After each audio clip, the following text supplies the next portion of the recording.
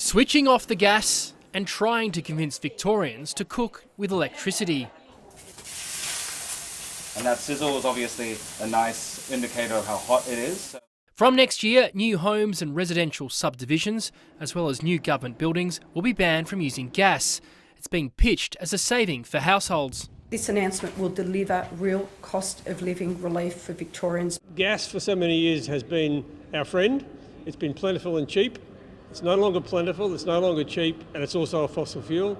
We have to go in this direction, and this is the right step forward. Victoria uses the most gas of any state, with more than 2 million homes and businesses connected.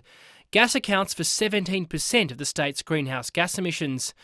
The government is hoping to wean Victorians off gas as it aims towards net zero emissions by 2045. The reality is this is a journey. It will take time. The next step is going to be creating the right environment for people to move off gas when their old gas appliance gives up. Consumer groups, environmentalists and the health sector have hailed the policy as a win for the climate and household budgets. Is all electric cheaper than gas? Look, in the long run, yes, it should be. Up front, there may be some higher expenses. Government now needs to step up and assist households to shift to the energy source of the future. But there are warnings it could place greater pressure on the grid as more homes rely on electricity. I expect there's going to be impacts across our industry of 3,000 to 4,000 jobs being removed. If it looks like rushed policy, if it looks like it's not thought through, chances are it probably is.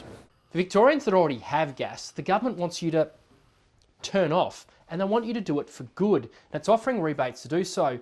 It also wants you to switch off from its problems over the Commonwealth Games and an IBAC report that lifted the lid on a cash for access culture. In response to the corruption report, the government will claw back planning powers from council. But that is being resisted by some councils who say it's undemocratic. The IBAC report clearly identified some pretty bad behaviour at a local council level. The government is using IBAC to help move the focus to fixing the housing sector.